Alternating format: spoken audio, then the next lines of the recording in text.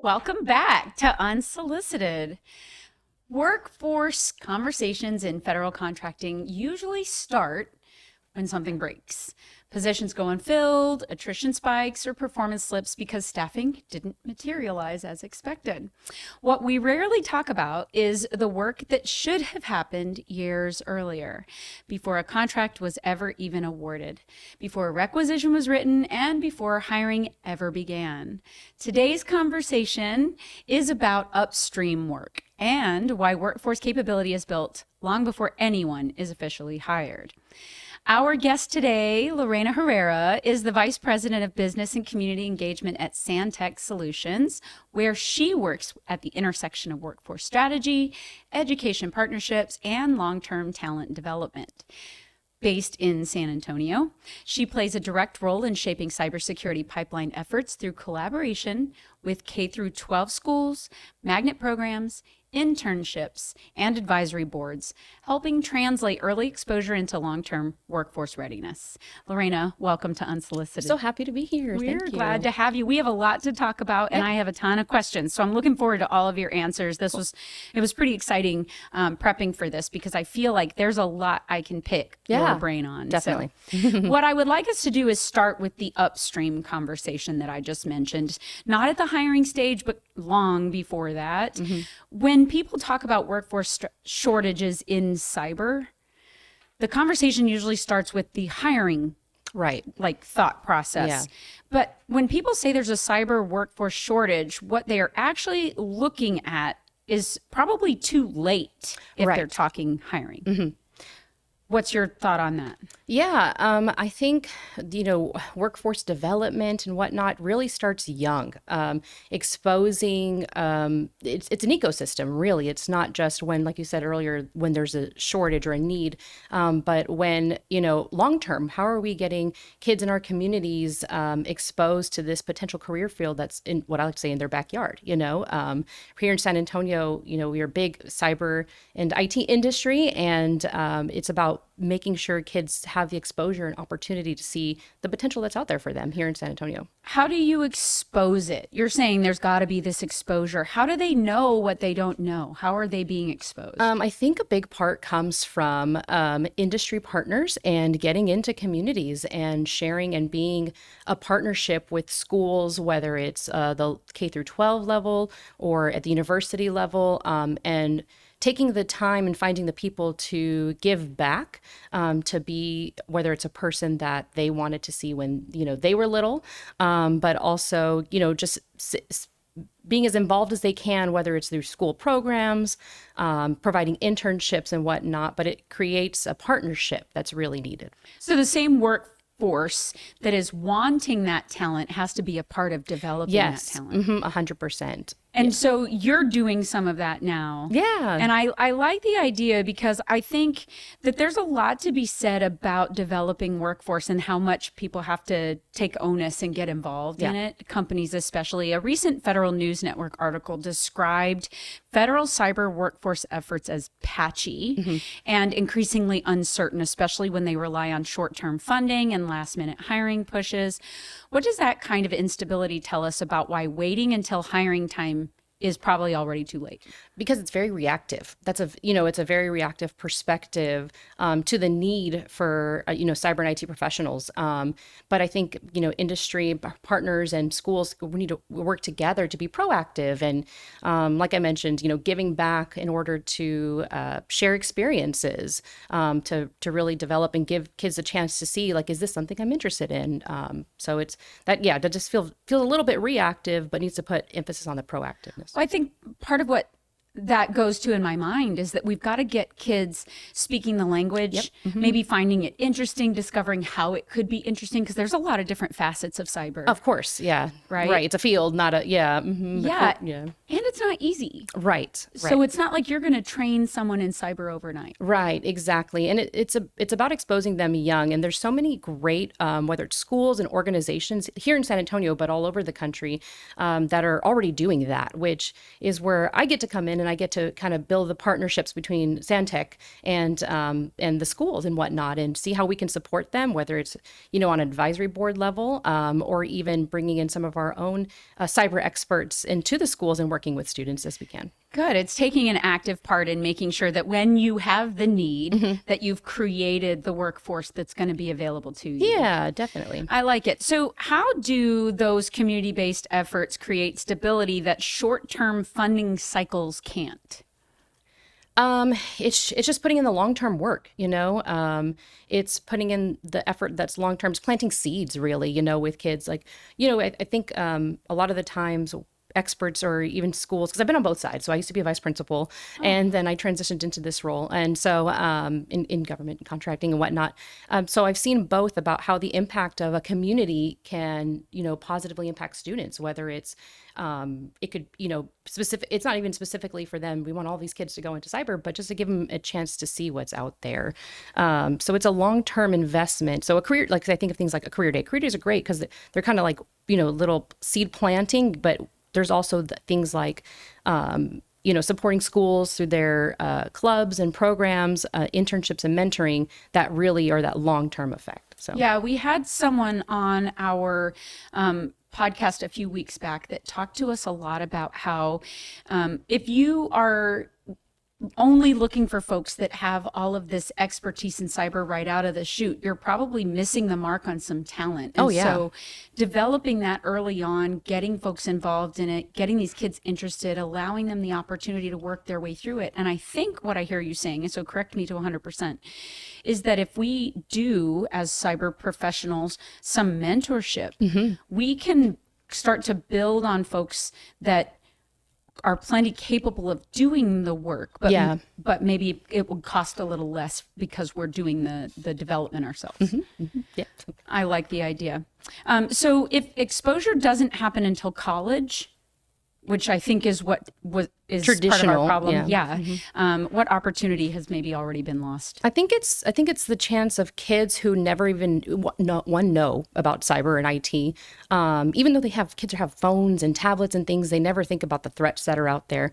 But all the kids, I feel like we're missing so many that never had the chance to either see or try, or trial and error and failure in a good way in safe environments with cyber and IT. And So I do think starting in college is great, but by that point, kids have already decided, for the most part. Of course, some kids go into college not sure what they want to do. But then there's also the non-traditional route. Many of our, phenomenal cyber experts, not all of them go to college right away or go that traditional career path. There's our veterans and whatnot that don't always go straight to traditional four-year school. So I think we're just missing so many kids, no matter what role they get into cyber and IT. We just want to, on our end, from SandTech at least, be sure that we're doing our part to expose as many students as possible to the possibilities, like I said earlier, right in their backyard. But yeah, I think that's a great point. We do have some folks that maybe go right out of high school into the military. They earn a lot of hands-on skills and experience, but maybe don't get it into the higher education realm. But then when they leave service, man, their capability and how it could be capitalized on is pretty high. Exactly. Okay, that's great. So let's stay early in the pipeline, but shift from identifying the problem to explaining what actually shapes long-term readiness. So during your time as an educator and then now involved in community engagement, you've spent a lot of time working directly with schools and students. So when early exposure works, what's different about it? It's a partnership really, because I feel like our teachers are amazing, but they can't do it all. So you see, whether it's the career days, but STEM education, not only sitting on advisory boards and advising schools on what they can do, but also, being willing to bring some people in. And it's seeing kids go from, whether it's internships also. So we have, at SandTech have had high school interns, we've had college interns, and it's seeing them grow from beginning to end. That's kind of the, that makes the difference, like I said, not just, planting a seed of a career day, but also, the whole experience of seeing how much they can grow. They have the interest when they start an internship, and then when they finish, they're ready for whatever's next for them, whether it's with us or going to college or finding, maybe it doesn't work all the time, but it's just giving that opportunity. Yeah, and they're getting to try different things with different subject matter experts, and you can learn a lot. Yeah. And so I mean, at the risk of drawing a parallel that doesn't exist, I think of that sometimes when you talk about like homeschooling. Your parent might be really great at geography or geometry and not be really great at calculus. And so that's why they brought together these communities so that some of those kids could learn from other parents that maybe have that subject matter expertise. Exactly. There it is. Okay, so what do relatable entry points like games, puzzles, competitions, that sort of thing matter more than technical explanations when you're dealing with young people? This is probably what I'm most excited to talk about because there are schools all over San Antonio that are doing this right now. And they're not just teachers, telling them what cyber and IT are. There's between the elementary schools, and I speak a lot about Northside ISD specifically because that's where, I was a vice principal in and I'm still a partner with in many ways. But they have STEM classes in kinder through fifth grade. So every 6 days or so, they go to a STEM class, and sometimes they're learning about coding, robotics. They're coding their robots around, of course, at a kinder first, fifth grade level. And then they go in middle school, they have an opportunity to go to Zachary Magnet Middle School, which is a cyber, IT, and global communications focused school. And so every time I go, I'm blown away because these kids, even in sixth grade, next week, we're going to take some of our staff to go help them with a cyber threat analysis. So some of our pen testers are going to go out there and work with kids hand in hand and give them feedback and whatever, and they're through project-based learning. Kids they're kinetic kind of creatures. So they learn through tangible hands-on things.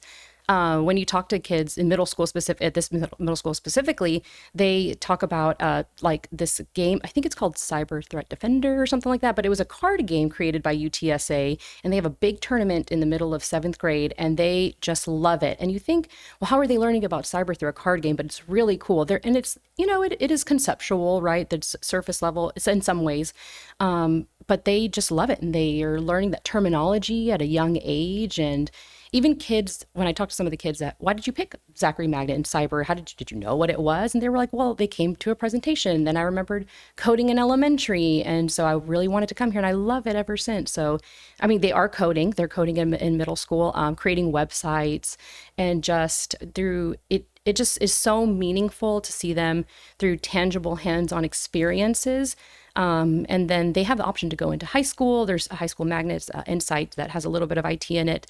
They can do internships and mentorships and stuff. So it's just, you see kids light up, and it's cool because you can catch them at a younger age instead of waiting to, hopefully they got a career day that was meaningful to them and heard about cyber, so. I love your excitement. I can feel it, right? Yeah. I think one of the good things about learning through games and puzzles and that kind of stuff is they're having so much fun. They almost don't know that they're learning. They don't. They're having fun. Yeah, exactly. Yeah, but it becomes repetitive, and then it's one of those things they can do even without thinking. Yes. Mm-hmm. And so they get maybe through some of the hard parts because they made a game out of it. Yeah, well, and schools, it's a safe space for them to learn for trial and error. We learn through our mistakes and through failure, and they get to do that at school, and it's really amazing. Yeah, I mean, I think it's amazing because I think that sometimes, especially young people that maybe struggle with math or science, until they have an opportunity to play a game and find that there's a way that they can enjoy it,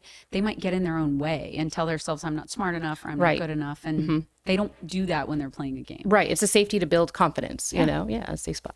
Oh, I'm interested in that. So that's great. So when you hear that there's a shift toward, actually, let me go back, because what I wanted to do was talk about, there was a government executive article that discussed efforts to ease traditional degree requirements for federal cyber roles, which we talked about some of our folks coming out of the military, that and this is shifting towards skills-based hiring instead. And so when you hear that shift might be coming, or that it's happening, what does that tell you about the importance of early hands-on exposure, especially maybe not just for our folks in the military, because we know they're doing that, but some of the folks that are in the civilian sector, maybe coming out of college, out of high school, that kind of thing? Yeah, I think especially I think of students coming out of high school and maybe don't have the access to a four-year traditional higher education, focusing on those skills and programs, whether it's internships that they got in high school, great programs like Cyber Patriots, very popular program in K through 12. It gives them that opportunity to build those skills and showcase and demonstrate those skills through competition, and learning through professionals how they can go into this field without maybe having the resources or to go through that traditional four-year route. So I think it's great. I think it allows access for many more individuals to pursue a field. I think that this is great because as the service recipient, as we refer to the requirements owner, takes their requirement to the contracting officer and they say, okay, here are the skills, the education that we need.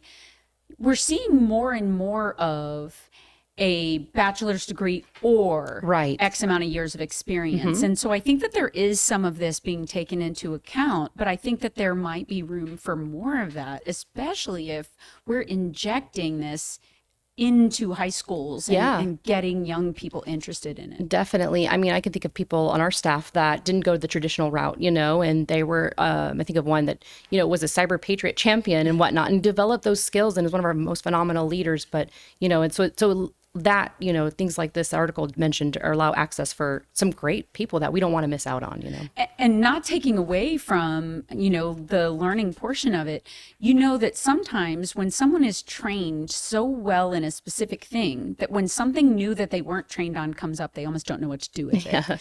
Where if you didn't have that specific training, you might have a little more of that like neuroplasticity. Yeah, willing to take more risks. That's exactly right. Stretch out of your comfort zone, find a solution kind of thing. Yeah, right. Again, that's not all inclusive, but that's where my mind goes, right? Is that you're not like, oh, but the book says. Yes, exactly. Yeah. Okay, so I'd like us to move from that exposure maybe into some engagement. Okay. And so because those are not the same thing, it's important that we talk about it. So community engagement often gets treated like a nice to have. From what you've seen, how does sustained engagement actually strengthen workforce capability over time? I think the difference is it's building that ecosystem. We're building a network, a community between, professionals and educators and students and communities and their parents long term. So, that's a big difference between, sometimes in organizations sometimes think of like it's a give back, we're giving back, or we're, a one-time kind of thing, but sustained engagement with our schools helps develop an ecosystem, which I think many of us in San Antonio, know is here and that we're building. I think of Cyber Texas, a great organization that, works with students regularly to create opportunity, and so it's just they're part of the ecosystem. We get to be a part of it. We're working with schools together. And I really just want to encourage, especially industry organizations to find out where you can help a school out or where you can spend your time mentoring, or if you have internship opportunities, they're just really thinking about what that looks like, more of a long-term effort than a one-time career day or donation or whatever the case may be. Yeah, because the one time is nice. That's great. Good. Yeah. But it's not one of those things that's going to make the long-term impact. Right. Yeah. So how would an acquisition professional know whether a company's community engagement is real and sustained versus just some kind of branding effort? I think if you talk to an organization about just talking about it, if they can talk about their internships and opportunities they've created, or how they work with organizations, or to whether it's build or fill even vacancies and whatnot, you'll be able to hear and how they're keeping it, really putting the work in. Yeah. We're registered partners with UTSA. And so we have had at least 24 former students at UTSA become whether interns with us or provided them opportunities, been able to find them opportunities on contracts and whatnot. So it's just, like we can talk about all the things we've done, and we can prove to you that we're proud of our internship program. And, it's something we've really worked on over the years. So It was one of my favorite things to see when I was in the military. We would have these summer internship programs where young people could come try out different career fields across a military installation and see what they found interest in, if they liked it or if they didn't, so that they could actually get some hands-on and see what the day-to-day actually looks like. Yeah, I think that that's it's really important, and I like the idea that we have an opportunity to grow our own workforce. Yeah. And because I mean, think about it, certified public accountants, attorneys, all of them, they often have those same kind of internships, and it just makes good sense that if we're wanting a workforce that is capable, credible, why not have a hand in building it? Yeah. Put in the work to create that opportunity, that whether, I think many of us in the industry could say, oh, I wish I had known that when I was younger. I'd heard that or I'd seen somebody, and let's do it. Let's do that for the next generation. So. Oh, I like it. Okay. So what's the difference between that one-off outreach that maybe a company does and then says that they do, and then how do they get involved in building continuity? How can a company get involved in internships? Do you have any recommendations, things that they might be able to do for early career support? I think it's just, I'm always a resource. I'll always put myself out there. Like if you need connections or to know somebody, even just reaching out to your local schools that are near your headquarters office or your office or whatnot, seeing who's around and asking if they have any need. I think especially specifically with Northside, we see a lot in the middle school area of magnet schools and programs.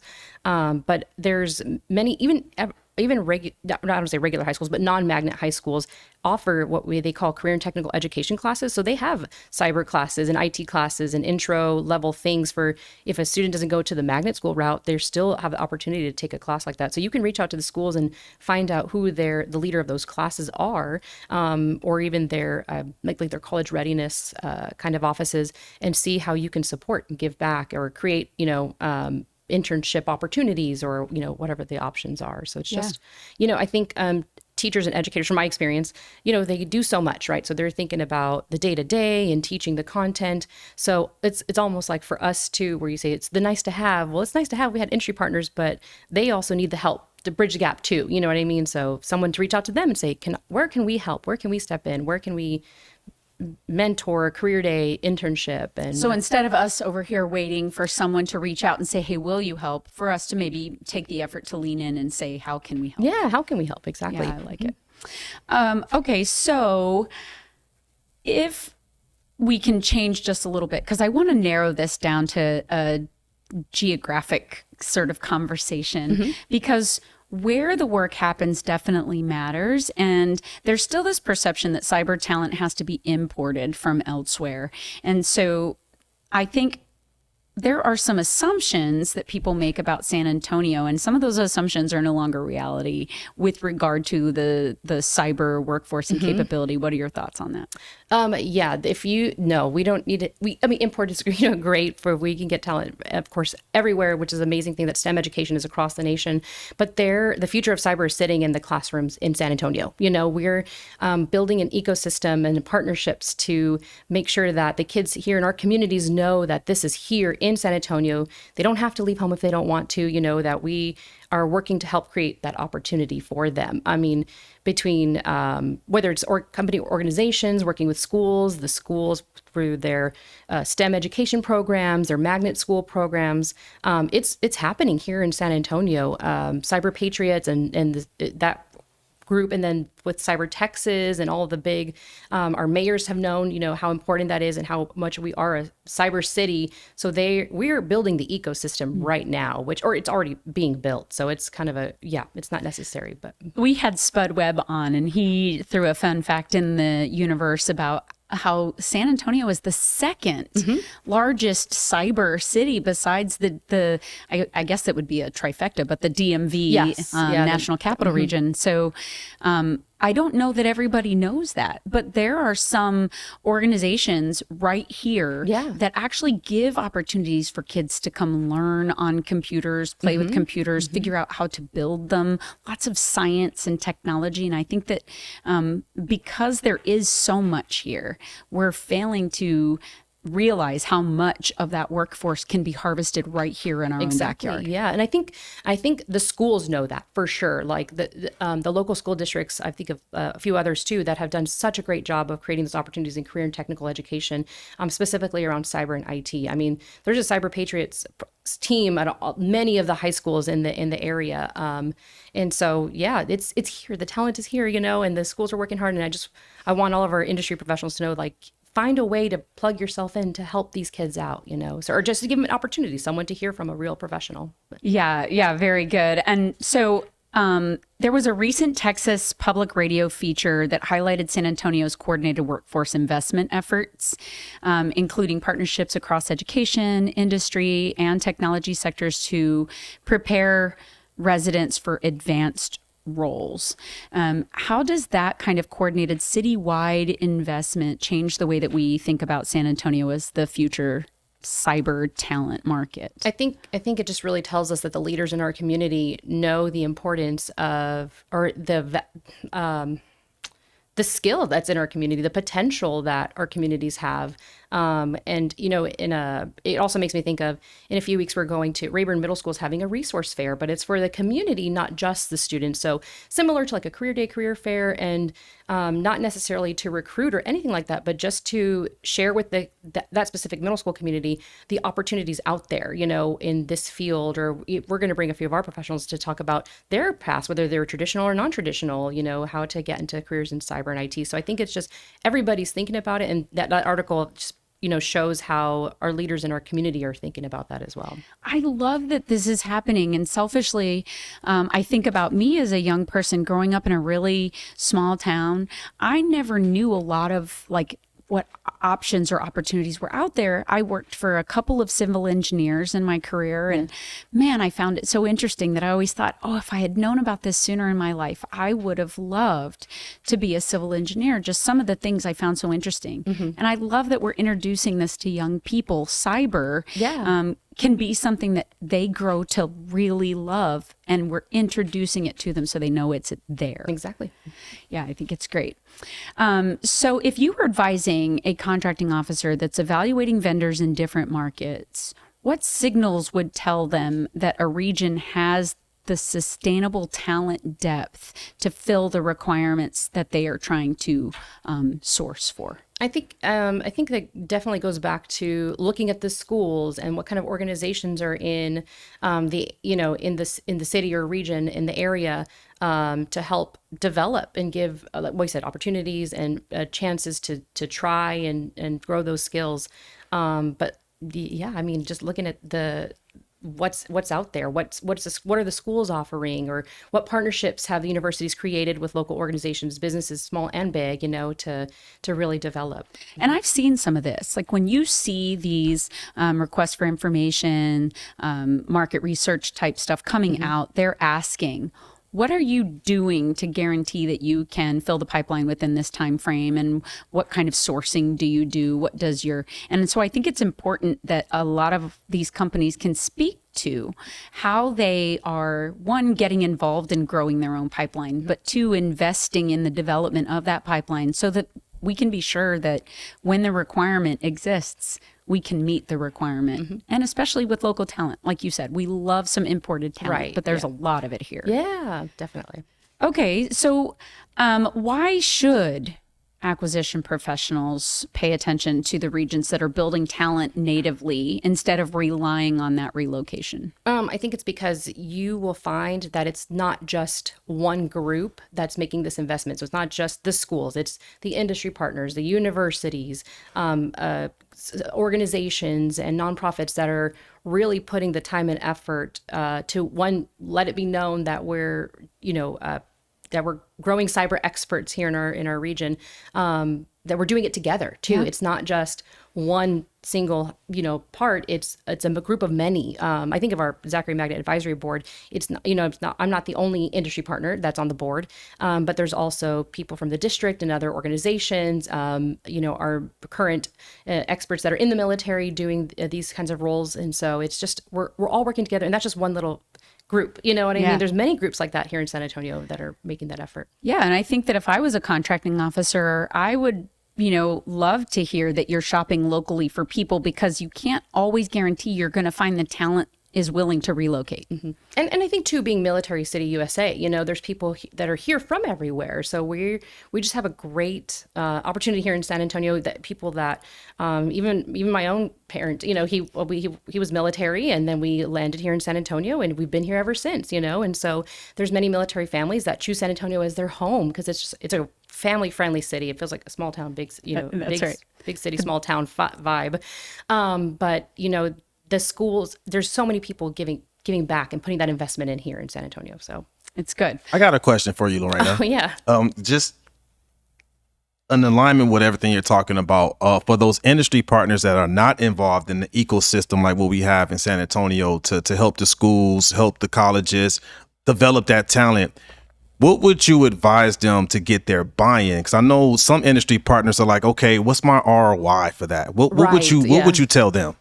I think I would tell them to sit back when you were in 5th grade, 7th grade, 10th grade, college, and think, who do you wish you would have seen that would help you get to either where you are today? Who would have made a difference? And think about how you can do that. I don't even think it's an ROI. I think it's about making the world a better place. I'm a Girl Scout mom, so we say that all the time. But it's about making the world a better place. Who could you have been for somebody when they were little? Who did you need to see or want to see, or who could have made an impact? And it's, for me, that's what it is. But oh, you are that's fair. Thank you. My I love it. heart I with love that it. response. We used to say that, and Geronimo can attest to this, in the military all the time. Whether someone stayed for 4 years or 34 years, we wanted to put them as a better American citizen back out into the community. Yeah. So 100%.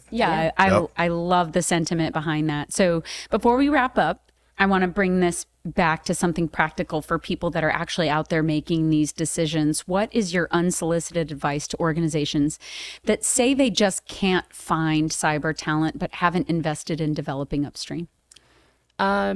Just think about it. Reach out to your schools, your communities, and see where you can find a chance to give back. To whether it's the universities. UTSA is obviously a great one. They have a big cyber program. Seeing where you can help out, whether it's just being a guest speaker somewhere, and then getting plugged in and saying yes when you can. When a school counselor reaches out for career days, or whether it's your kids or your neighbors, just starting there, and growing that. I like it. It's that old adage that closed mouths don't get fed. That's right. Yeah. If you want more, you got to be a part of making it. That's right. Very interesting. Okay. So Lorena, thank you so much for helping us zoom in and look at workforce development where it actually starts. And that, ladies and gentlemen, is long before hiring plans, requisitions, contracts ever come into play. If you'd like to learn more about SandTech Solutions and the workforce development initiatives that Lorena described, you can visit sandtechsolutions.com. We'll also include that link in the show notes. If this conversation resonated with you, and you're thinking about workforce risk, pipeline sustainability, or what it really takes to build mission-ready talent locally, we highly recommend checking out episode 6 with Joel Morgan, Assistant Director of Workforce Development for the City of San Antonio. To stay connected with us, make sure that you like, subscribe, turn on notifications by hitting the little bell so that you don't miss any of our upcoming episodes, and make sure that you join us next time right here on Unsolicited.